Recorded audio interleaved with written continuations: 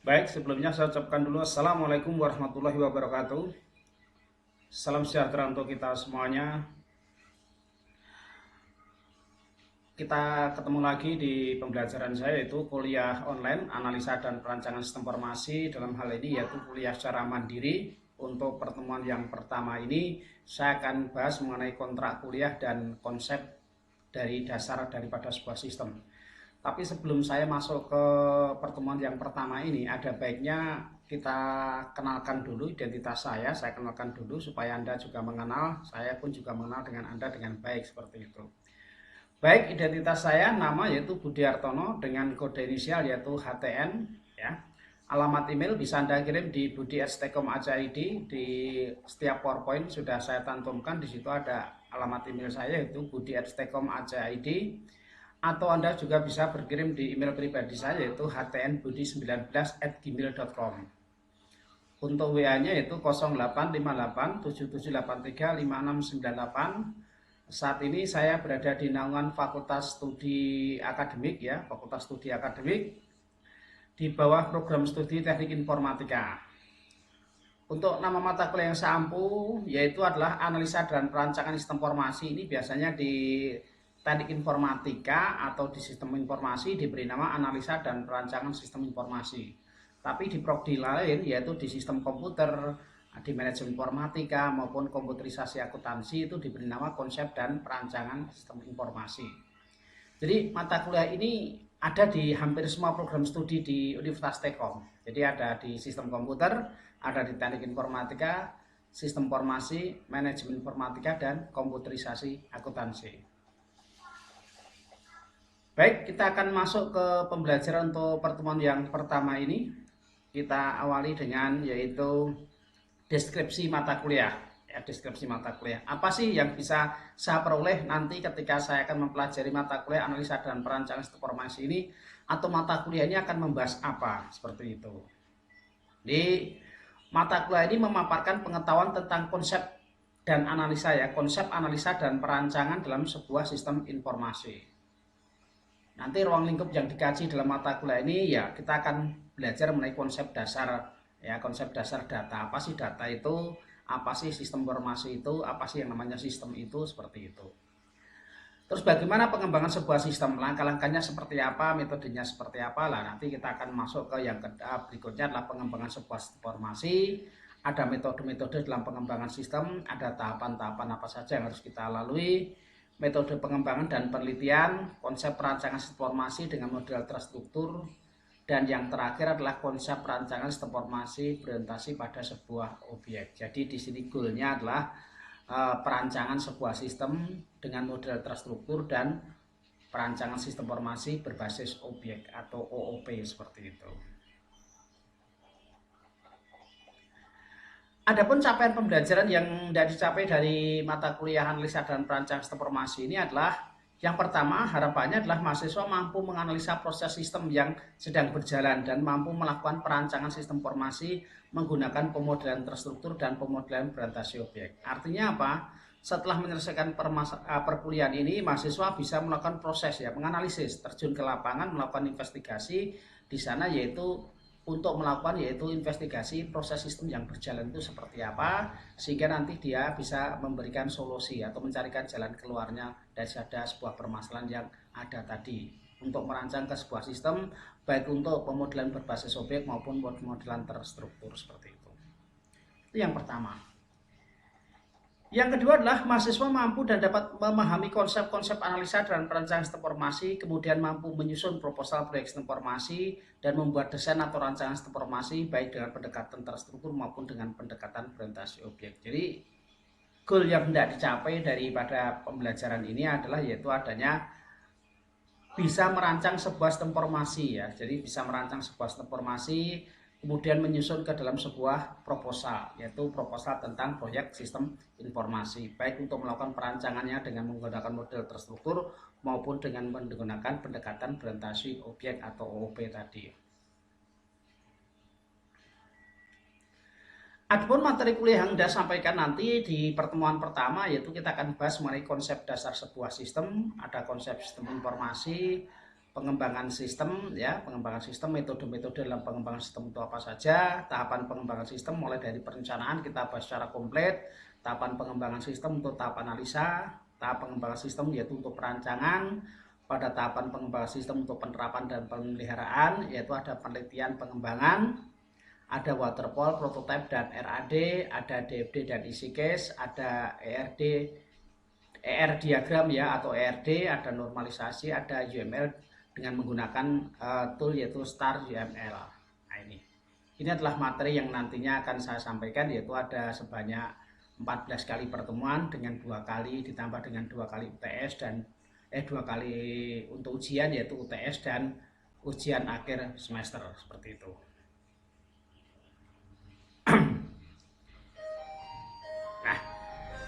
Perlu juga dipelajari, perlu sampaikan bahwa di situ ada evaluasi pembelajaran. Jadi evaluasi pembelajaran di sini ya berkaitan dengan nantinya di hasil akhirnya itu akan diperoleh yaitu evaluasinya, yaitu ada tugas-tugas di sini.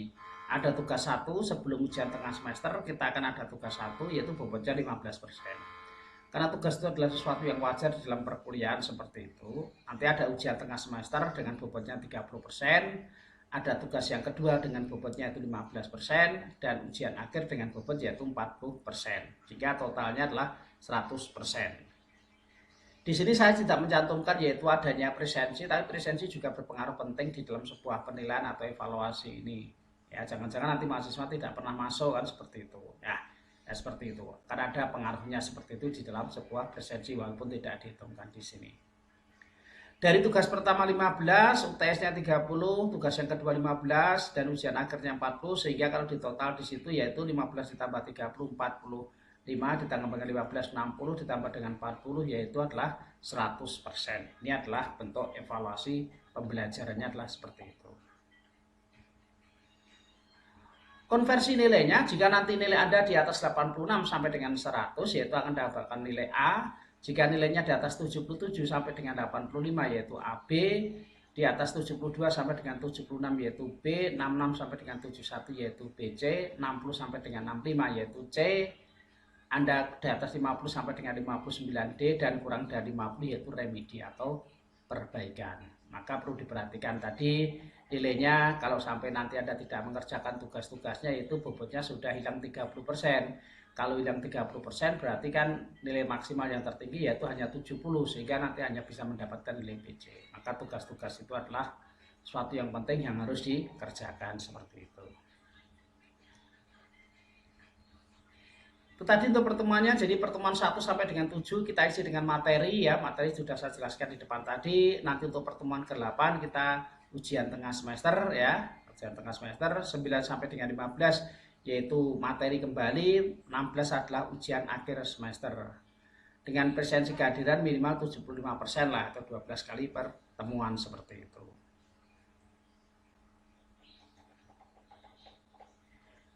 Baik, kita akan masuki ke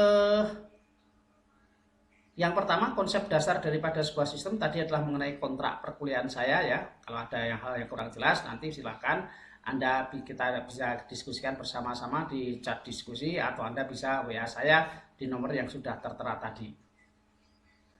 Oke, untuk pertemuan yang pertama ini kita akan bahas mengenai konsep sistem ya, konsep dasar daripada sebuah sistem. Ya. Sebelum kita bahas mengenai sistem ini, apa konsep dasar sebuah sistem ini, tentu kita harus paham dulu apa yang dimaksud dengan sistem. Kalau nanti kita tidak paham tentang sistem itu ya nanti kita tidak akan tahu apa sih makna daripada konsep dasar pada sebuah sistem tadi. Kita mulai dari yang pertama, konsep dasar daripada sistem. Menurut pakar yaitu ada Gordon B. Davis, yaitu sebuah sistem terdiri dari bagian-bagian yang saling berkaitan yang beroperasi bersama untuk mencapai beberapa sasaran atau maksud. Di sini dengan jelas bahwa sistem ini terdiri dari bagian-bagian. Jadi sebuah sistem itu tidak bisa berdiri sendiri, tapi ada bagian-bagian yang lain yang saling berkaitan, yang beroperasi bersama-sama untuk mencapai sasaran atau maksud yang diinginkan. Ini menurut pendapat daripada Gordon B. Davis mengenai sebuah sistem. Yang kedua adalah Raymond McLeod. Sistem adalah himpunan dari unsur-unsur yang saling berkaitan sehingga membentuk suatu kesatuan yang utuh dan terpadu. Ini hampir mirip ya. Jadi sistem itu adalah terdiri dari unsur-unsur, sama dengan sistem tadi terdiri dari bagian-bagian ya. Saling berkaitan sehingga membentuk suatu kesatuan yang utuh dan terpadu. Nah, itu yang dimaksud dengan sebuah sistem.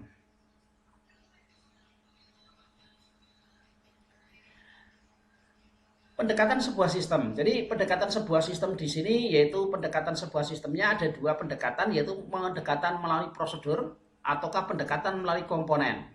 Nah, kalau pendekatan melalui prosedur aturan atau tata cara, kalau komponen itu bagian-bagiannya. Jadi di sini ada pendekatannya. Kalau kita menggunakan berdasarkan prosedural, berarti kumpulan prosedur atau langkah kerja yang membentuk suatu pola kerja yang memiliki tujuan tertentu. Jadi ini yang dimaksud dengan sistem di situ adalah kumpulan daripada prosedur atau aturan-aturan yang ada seperti itu yang kita terapkan atau langkah kerja yang ada di dalam sebuah lapangan atau kerja di situ ya. Itu menurut pendekatan berdasarkan prosedural. Sekarang yang kedua adalah pendekatan berdasarkan komponen.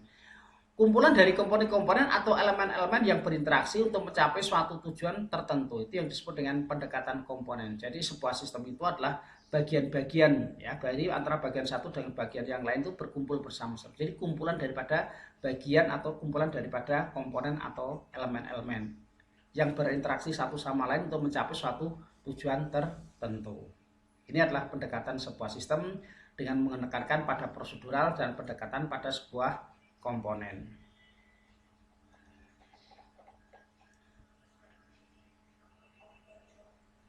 Apa yang dimaksud dengan prosedur? Jadi sistem adalah jaringan kerja daripada prosedur-prosedur yang saling berhubungan, berkumpul bersama-sama untuk melakukan suatu kegiatan untuk menyelesaikan suatu sasaran tertentu. Itu pendekatan prosedur. Tadi sudah ya, pendekatan prosedur ya.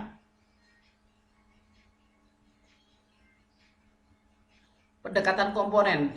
Sistem adalah kumpulan dari elemen yang berinteraksi untuk mencapai tujuan tertentu. Jadi di sini sudah dijelaskan di depan tadi bahwa sistem itu adalah kumpulan atau bagian-bagian yang saling terkait satu sama lain ya, satu sama lain terkait. Jadi kumpulan gitu ya. Elemen atau bagian atau komponen untuk mencapai tujuan tertentu.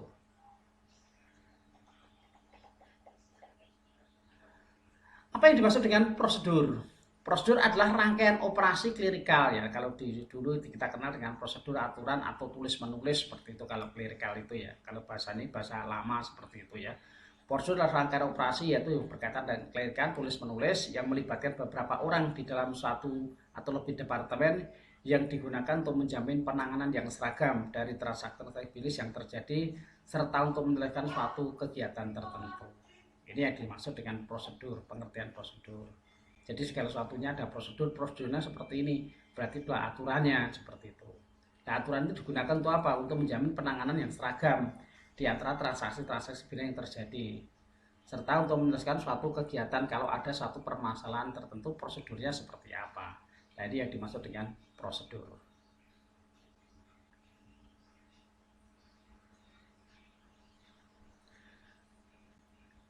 Ada juga pengertian prosedur di sini adalah urutan kegiatan yang digunakan untuk menjelaskan. Jadi ini merupakan prosedur itu adalah urutan kegiatan yang menjelaskan apa ya yang harus dikerjakan. Apa yang harus dikerjakan?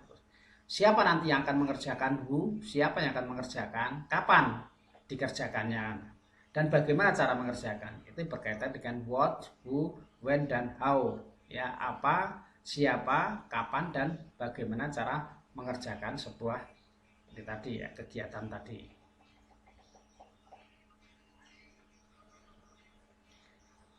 Subsistem. Jadi bagian daripada sistem itu yang kita kenal dengan nama istilahnya adalah subsistem. Di sini subsistem yang berada dalam sebuah sistem yang disebut dengan subsistem atau sistem yang lebih kecil itu kita kenal dengan subsistem. Ya, atau bagian daripada sebuah sistem. Jadi sebuah sistem umumnya tersusun atas sejumlah sistem-sistem yang lebih kecil atau subsistem-subsistem yang ada. Itu disebut dengan subsistemnya. Kayak kita berbicara ya, nanti di situ ada keterangan contoh-contoh mengenai subsistem yang ada di situ ya. Kita cari yang namanya bagian daripada sistem kita kenal bagian daripada sistem kita kenal dengan nama subsistem. Nah, kalau yang lebih tinggi daripada sistem kita kenal dengan nama supersistem atau suprasistem. Jadi Suatu sistem adalah bagian daripada sistem yang lebih besar. Sistem yang lebih besar itu adalah disebut dengan super sistem atau supra sistem, seperti itu. Untuk lebih jelasnya kita lihat bagian berikut ini. Nah, jadi ini contoh untuk lebih jelasnya seperti ini ya.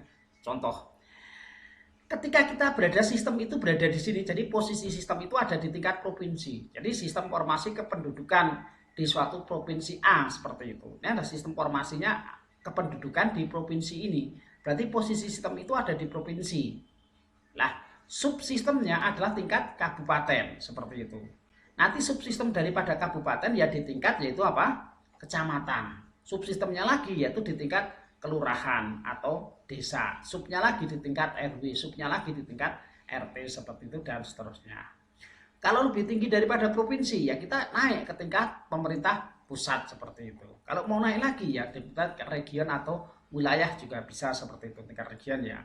Nah, ini posisinya adalah seperti ini. Jadi posisi sistem itu kita berada di mana? Kalau sistem itu berada di kabupaten, berarti provinsi ini adalah suprasistem dan pemerintah pusat supra dari suprasistem. Kalau sistemnya berada di kabupaten, subsistemnya berarti adalah kecamatan seperti itu. Jadi kita bisa melihat posisi sistem di mana, di bawahnya kita dengan nama subsistem, di atasnya kita kenal dengan nama super sistem. Nah, seperti ini ya.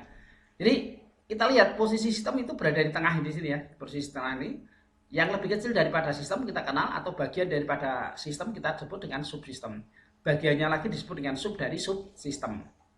Nah, yang lebih tinggi daripada sistem kita kenal dengan nama super sistem ya, atau suprasistem. Yang lebih tinggi lagi kita kenal dengan nama super dari super sistem. Jadi posisinya adalah seperti ini. Ini yang disebut dengan yaitu subsistem, sistem dan super sistem. Kalau sistemnya di sini berarti ini adalah subsistemnya seperti itu.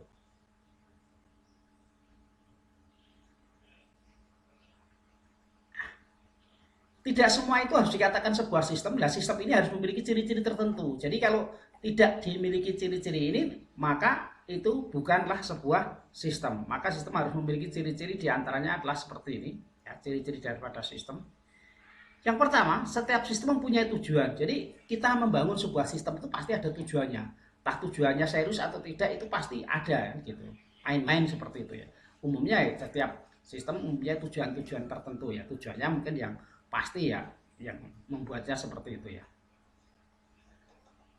Setiap sistem mempunyai batas atau boundary yang memisahkan dari lingkungannya seperti itu. Ada sistem informasi kependudukan tadi, itu batasnya di situ di tingkat kecamatan atau di tingkat kabupaten. Berbeda dengan yaitu sistem penggajian atau sistem yang lain seperti itu. Ada batasnya. Oh, di sini adalah mengenai yaitu sistem informasi kependudukan seperti itu. Ada boundary sistem atau batas sistemnya.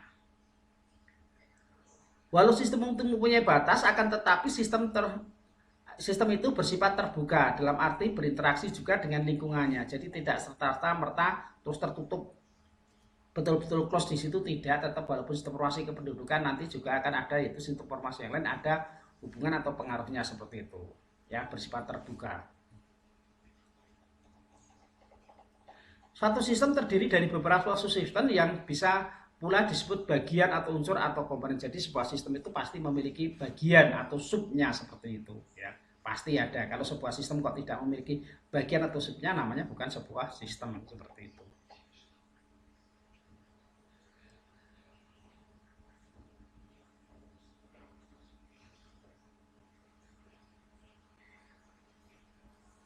Selanjutnya, walau sistem itu terdiri dari bagian atau terdiri dari berbagian-bagian ya atau unsur-unsur atau komponen, tidak berarti bahwa sistem itu merupakan sekedar kumpulan atau dari bagian tersebut. Unsur atau komponen tersebut melainkan merupakan sesuatu kebulatan yang utuh dan padu untuk mempunyai sifat walsim atau di dalam lingkungan. Ini yang perlu diperhatikan. Jadi satu sama lain itu saling mendukung seperti itu. Bukan terpisah sendiri ini walaupun ada bagian-bagiannya bukan berarti terpisah ya, tetapi di sini terpadu menjadi satu kesatuan. Terdapat saling hubungan dan saling ketergantungan baik di dalam intern sistem maupun antar sistem dengan lingkungannya. Jadi antara bagian satu dengan bagian yang lain itu saling tergantung, ada keterkaitan, ada hubungannya. Yang satu membutuhkan ini, yang satu juga membutuhkan ini. Itu namanya ketergantungan daripada sebuah sistem.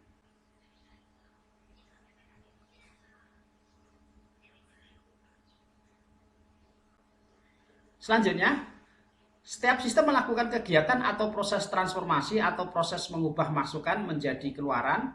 Karena itu maka sistem sering disebut dengan prosesor atau transformator. Jadi sebuah sistem itu mengubah dari hasil input menjadi sebuah output. Jadi transformator. Di dalam setiap sistem terdapat mekanisme kontrol dengan memanfaatkan tersedianya umpan balik. Jadi sebuah sistem itu ada kendalinya yang nanti bisa kita gunakan ada umpan baliknya. Ya.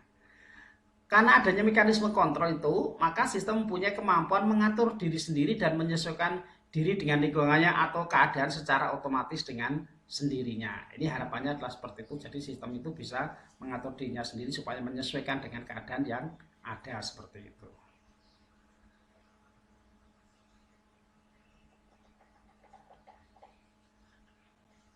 Oke, sudah 20 menit saya menjelaskan. Mungkin nanti kalau ada yang mau hal yang ditanyakan, yang perlu didiskusikan, silakan nanti Anda bisa tulis di kolom chatnya di situ ya, karena ini sifatnya adalah kuliah mandiri. Nanti kita bisa buka di suatu lain hari ya. Silakan Anda tuliskan di situ kalau ada kesulitan-kesulitan yang ada atau bisa dikirim ke WA. Seperti itu ya. Baik, kita masuk ke tujuan sistem. Suatu sistem yang dibuat tentunya memiliki maksud tertentu ya. Sistem dibuat untuk mencapai suatu tujuan atau goalnya dan sasaran atau objektifnya agar operasi sistem mempunyai arti atau berguna. Jadi ya sebuah sistem itu pasti memiliki goal atau tujuan seperti itu dan ada sasaran atau objeknya. Kalau tidak ada tujuan dan sasarannya ya ngapain kita buatkan susah-susah rugi seperti itu ya. Sasaran akan menentukan input yang diperlukan serta output yang diharapkan untuk memenuhi sasaran atau tujuan tersebut. Tujuan biasanya dihubungkan dengan ruang lingkup yang lebih luas dan sasaran biasanya dalam ruang lingkup yang lebih sempit. Jadi tujuan itu jangka panjang yang tidak dicapai, kalau sasaran itu adalah jangka pendek yang ingin dicapai juga. Bedanya hanya untuk jangka panjang dan jangka pendeknya seperti apa, seperti itu.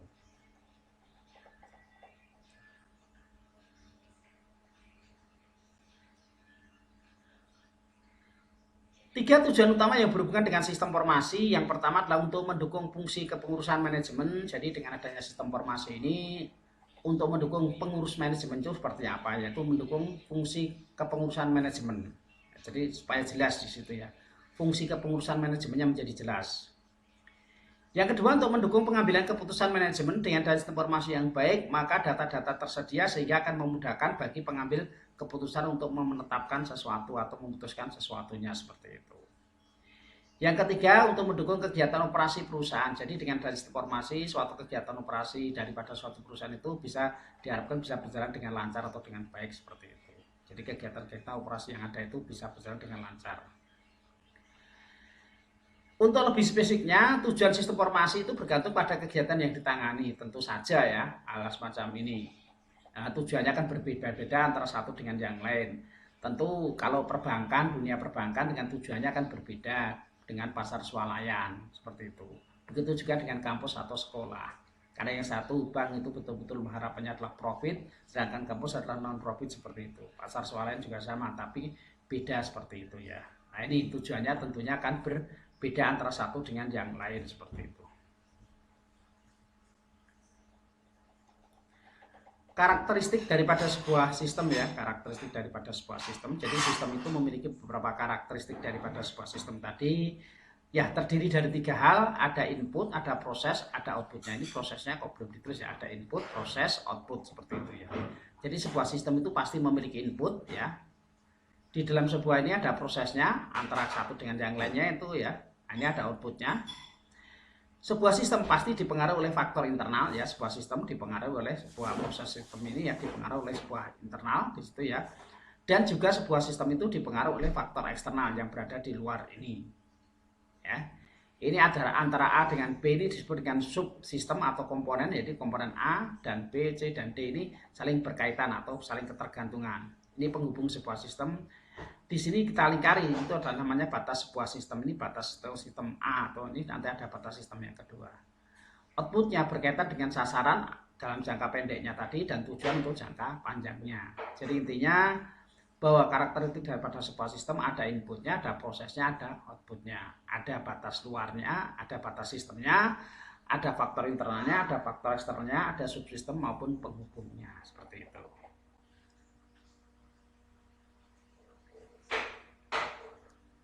Komponen-komponen sistem terdiri dari, yang pertama tadi terdiri dari sejumlah komponen yang saling berinteraksi ya dan bekerja sama membentuk suatu kesatuan. Tadi ada gambarnya A, B, C, dan D tadi ya, antara satu dengan yang lain saling berinteraksi seperti itu, saling berhubungan seperti itu. Komponen-komponen dapat terdiri dari beberapa subsistem atau subbagian, di mana setiap subsistem tersebut memiliki fungsi khusus dan akan mempengaruhi proses sistem secara keseluruhan. Jadi kalau sistem satu dengan sistem yang lain itu ada permasalahan, tentu akan mempengaruhi sistem yang lain seperti itu. Ya, contoh mudahnya seperti ini. Ada sistem informasi, yaitu mengenai sistem informasi akademik berkaitan dengan nilai. Itu ya.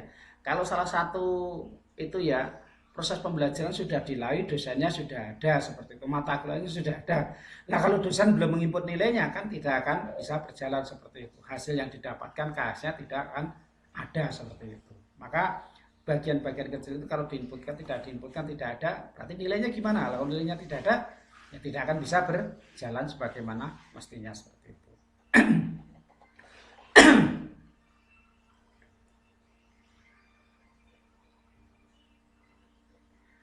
Selanjutnya tadi sebuah sistem pasti memiliki batas atau batasan ya. Batas atau batasan tadi ya. Batas sistem merupakan daerah yang membatasi antara satu sistem dengan sistem yang lain atau dengan lingkungan luarnya seperti itu. Jadi ada batasnya di situ ya. Segala sesuatu itu kan ada batasnya untuk sistem apa seperti itu. Ya berkaitan satu dengan yang lain seperti itu. Mohon maaf, saya tinggal minum dulu.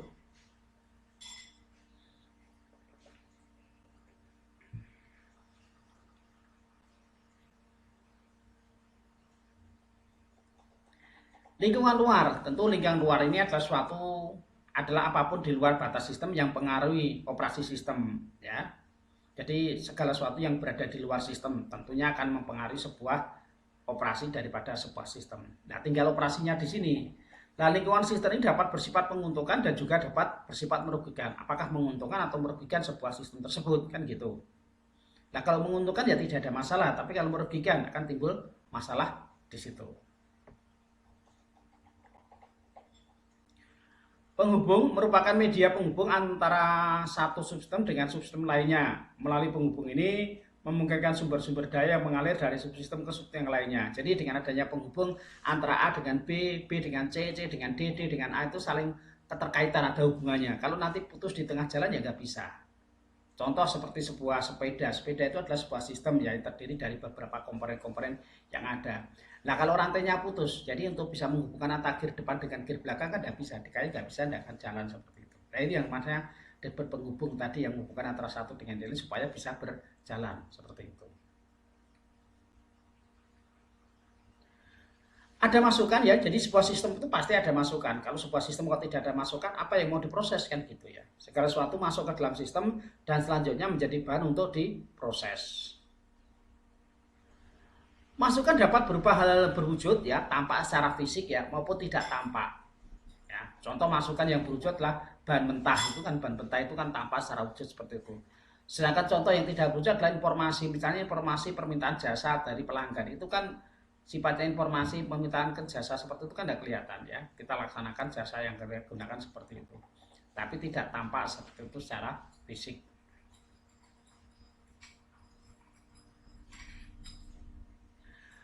Pada sistem informasi, masukan dapat berupa data transaksi dan data non-transaksi, misalnya surat pemberitahuan atau informasi. Jadi ini surat pemberitahuan atau surat masuk atau surat keluar seperti itu ya.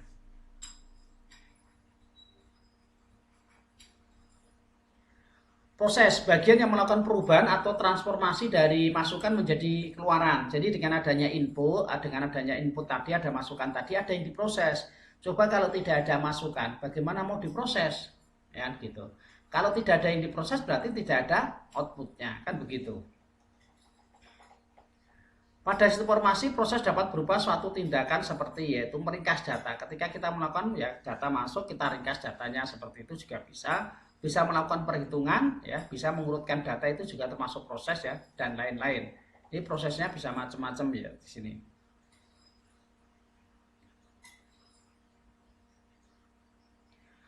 keluaran atau output. Jadi merupakan hasil daripada sebuah proses. Ketika ada inputnya, ada prosesnya, selanjutnya kita ada outputnya atau ada keluaran. Hasil daripada sebuah prosesnya tadi disebut dengan outputnya tadi. Pada sistem informasi, keluaran bisa berupa suatu informasi, saran, cetakan, laporan, dan sebagainya. Jadi informasinya pada sistem informasi ya keluarannya berupa sebuah hasil informasi kan gitu. Juga berisi sebuah saran atau cetakan seperti biasa ketika kita membuat laporan seperti itu ya, dan lain-lain seperti itu. Itu yang disebut dengan keluarannya.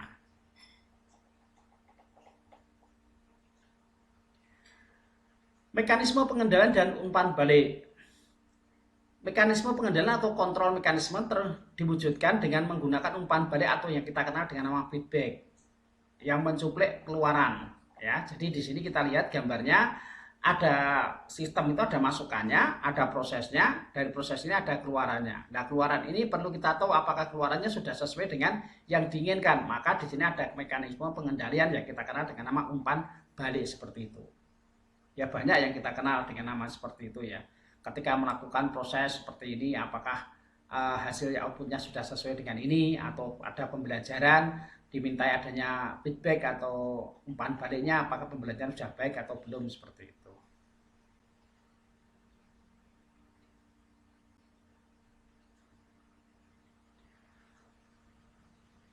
Tujuan umpan balik adalah untuk mengatur agar sistem berjalan sesuai dengan tujuan. Kalau tidak ada umpan balik ini, nanti sebuah sistem itu tidak dapat diatur apakah sistemnya sudah berjalan sesuai dengan sebagaimana mestinya, atau dia berada di luar jalur ketentuan yang telah ada. Maka inilah fungsi daripada umpan balik tadi. Jadi tujuan di sini adalah untuk mengatur agar sistem berjalan sesuai dengan tujuan yang hendak dicapai seperti itu. Pada sistem informasi, umpan balik dapat diperoleh dari setiap pemakaian. Jadi pada setiap formasi umpan balik dapat diperoleh dari setiap pemakaian. Ketika kita menggunakan ini, ada informasi apa, kita berikan umpan baliknya seperti itu. Umpan balik yang kita harapkan di sini adalah program yang salah seperti itu. Kita melakukan pemakaian, ternyata ada sistemnya yang salah. Kalau salah ya gimana? Nah, ya kita perbaiki kan gitu. Ya kita perbaiki seperti itu. Program disesuaikan dengan keluaran yang dikehendaki. Apakah program sudah sesuai dengan outputnya seperti ini? Oh, harapan outputnya adalah ini ada suatu itu yang kurang, maka kita perlu perbaiki kembali ya, supaya programnya sesuai dengan yang dikehendaki. Berikutnya adalah pengendalian sebuah sistem.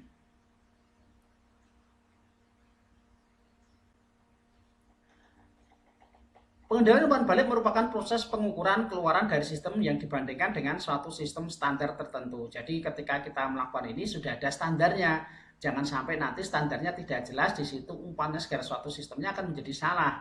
Nah, kalau umpannya berapa di situ sudah ada ketetapan atau ketentuan, sudah ada standarnya. Standarnya itu kalau dinyatakan ini berarti dinyatakan lolos, kalau tidak dinyatakan gagal. Seperti evaluasi sebuah nilai itu. Jadi nilai itu dikatakan berhasil apabila nilai Anda yaitu minimal di atas 60. Kalau kurang dari 60 berarti dinyatakan gagal, seperti itu.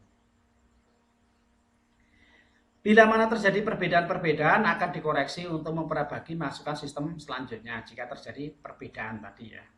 Nah, sistem pengendalian umpan balik mempunyai 4 komponen dasar, yaitu yang pertama yaitu mengenai ini suatu karakter kondisi yang dikendalikan atau diukur dari keluarannya. Jadi bisa saja kita melihat suatu sistem itu diukur dari outputnya. Kalau outputnya sudah sesuai berarti sistem sudah berjalan sebagaimana mestinya. Ini biasanya untuk sebuah benda yang berada di akhir ya, diukur. Berarti tidak diukur dari depan proses atau apa, tapi diukur dari outputnya. Kalau outputnya baik ya seperti itu kan, menang seperti main sepak bola. Kita lihat dari ukurannya dari apa? Apakah dari outputnya atau dari prosesnya? Itu dari outputnya. Apapun permainannya, kalau kalah ya tetap kalahan seperti itu. Tapi kalau apapun permainan jelek, tapi kalau menang ya akan menjadi lebih bagus kan gitu. Itu namanya mengukur dari outputnya seperti itu. Satu sensor yang mengukur karakteristik atau kondisi tersebut. Ada ini ya, kondisi yang dikendalikan, yang diukur. Ada sensor yang mengukurnya. Ada unit pengendalinya, ada kontrol unit yang membandingkan hasil ukuran sensor dengan suatu standar yang telah ditentukan. Jadi ketika kita lihat ukuran standarnya berapa, standarnya tadi nilainya di atas 60, apakah di atas 60 ataukah kurang dari 60, itu sensor nanti akan menentukan. Yang keempat, suatu unit pengatur atau aktivitas daripada suatu unit ini yang menghasilkan tindakan penyesuaian untuk masukkan proses selanjutnya. Jadi dengan adanya semacam ini nanti ada hal yang salah tadi kita atur supaya untuk selanjutnya itu bisa menghasilkan tindakan untuk masukkan proses selanjutnya.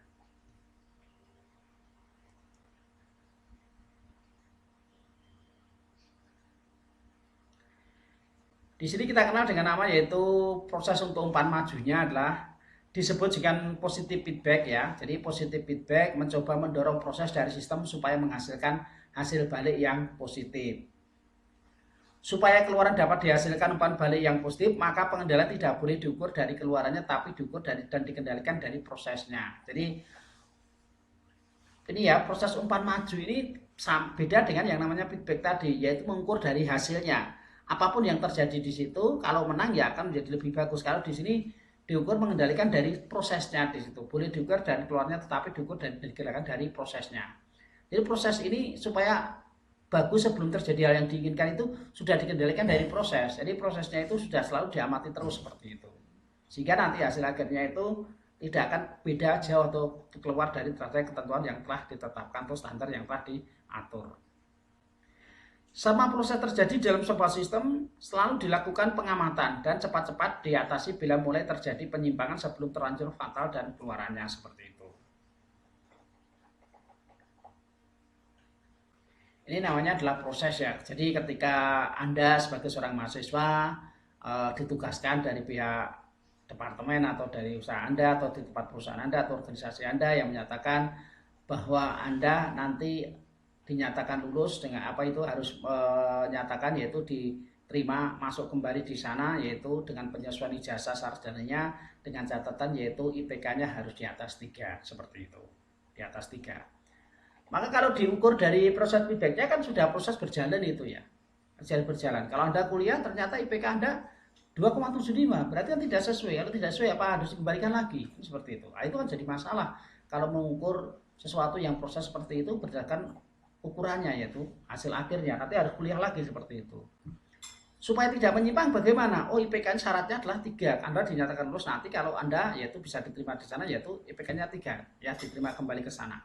Disekolahkan dari pihak organisasi atau lembaga atau perusahaannya ya dengan catatan IPK-nya minimalnya harus 3. Maka proses ini kita kendalikan. Apakah di semester 1 IPK-nya sudah mulai 3? Oh ya sudah betul di atas 3. Selanjutnya adalah yaitu di semester yang kedua apakah IPK-nya di atas 3 oh ternyata kurang. Supaya nanti hasilnya itu lebih dari itu maka harus dikendalikan jangan sampai nanti nilainya itu di semester berikutnya adalah lebih jelek lagi seperti itu. Ya proses pengendalian.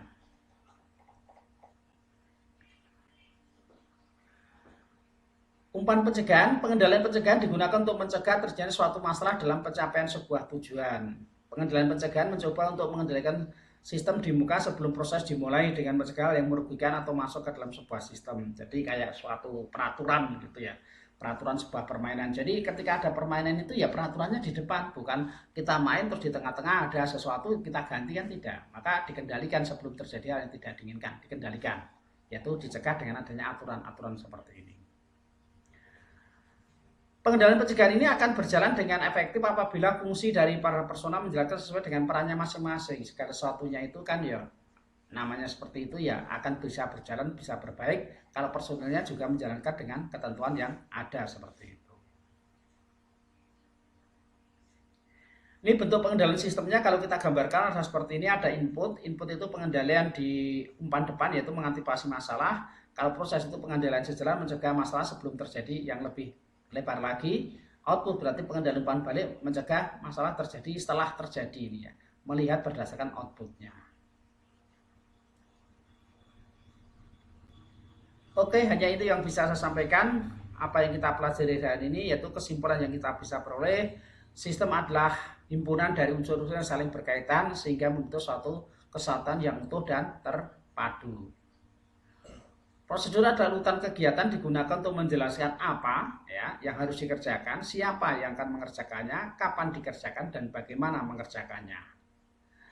Sistem yang berada dalam sebuah sistem disebut dengan subsistem. Jadi bagian daripada sistem itu disebut dengan subsistem. Yang lebih besar daripada sistem kita kenal dengan nama suprasistem. Tujuan umpan balik adalah untuk mengatur agar sistem berjalan sesuai dengan tujuan yang hendak dicapai. Oke, terima kasih banyak untuk atensi Anda di channel ini. Terima kasih. Hanya ini yang bisa sampaikan untuk pembelajaran hari ini. Kita ketemu lagi dalam pertemuan yang kedua. Terima kasih. Akhiri salam. Assalamualaikum warahmatullahi wabarakatuh.